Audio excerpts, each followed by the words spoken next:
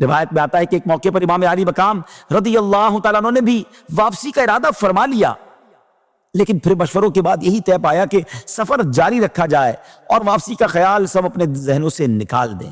چنانچہ قافلہ آگے بڑھا، یہاں تک کہ کوفہ سے 2 منزل پہلے آپ کو حر بن یزید ملا، جو اکیلا نہیں تھا، اس کے ساتھ ابن زیاد کے 1000 سپاہی تھے جو کہ ہتھیاروں سے لیس تھے۔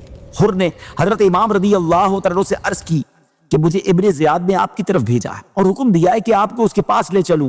حر نے یہ ظاہر کیا کہ وہ مجبور ہو کر آیا ہے اور اس کو آپ کی خدمت میں جرت کرنا بالکل پسند نہیں ہے۔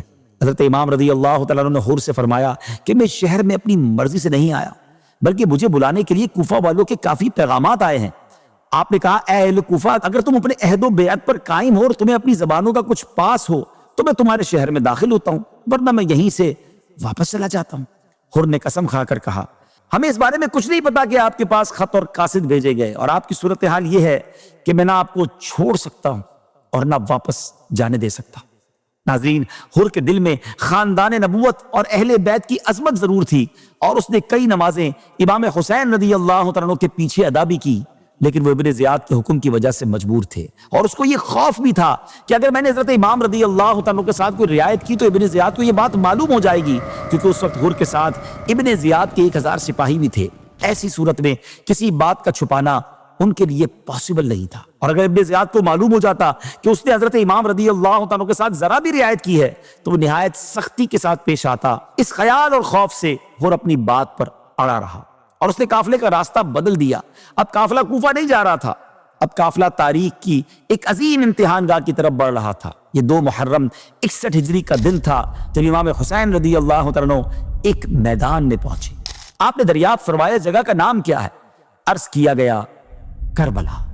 یہ نام آپ کے لیے انجان نہیں تھا، آپ رضی اللہ تعالیٰ جانتے تھے کہ کربلا ہی وہ سرزمین ہے جہاں اہل بیت رسول اپنے خون سے وفا کی نئی تاریخ لکھیں گے۔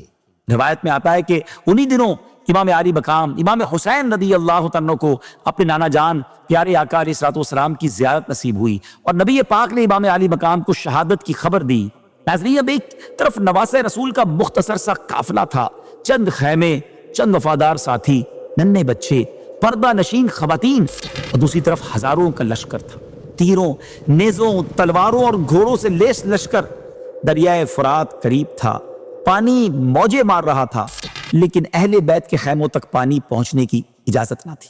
ننھے بچے پیاس سے بلک رہے تھے، خیموں میں اضطراب تھا، گرم ریت، تیز دھوپ اور دشمن کا محاصرہ ہر لمحہ سخت ہوتا جا رہا تھا۔ اسی دوران ابن زیاد کا خط امام حسین کے پاس پہنچا، جس میں یزید کی بیعت کا مطالبہ کیا گیا تھا۔ آپ رضی اللہ تعالیٰ نے وہ خط پڑھا تو ان بے حیائیوں کی اس جرت پر آپ کو بڑی حیرت ہوئی، اسی لیے آپ نے فرمایا کہ میرے پاس اس کا کچھ جواب نہیں ہے۔ ناظرین، یہ الفاظ صرف انکار نہیں تھے، بلکہ قیامت تک باطل کے سامنے حق کی آواز تھے۔ ابن زیاد یہ جواب سن کر آگ بگولا ہو گیا، اور اس نے مزید فوجیں طلب کر لی اور عمر بن سعد کو لشکر کا سپہ سالار مقرر کر دیا۔ عمر بن سعد یہ اس وقت رے کا گورنر تھا اور اچھی طرح جانتا تھا کہ سامنے کون ہے۔ وہ جانتا تھا کہ امام حسین کوئی عام انسان نہیں ہے، یہ رسول اللہ علیہ الصلوۃ والسلام کے نواسے ہیں، فاطمہ الزہرا رضی اللہ تعالیٰ عنہ کے لخت جگر ہیں، جنتی نوجوانوں کے سردار ہیں۔ اسی لیے ابتدا میں وہ جنگ سے بچنا چاہتا تھا، مگر ابن زیاد نے اسے 2 ٹوک فیصلہ سنا دیا کہ یا تو رے کی حکومت چھوڑ دو یا حسین سے جنگ کرو۔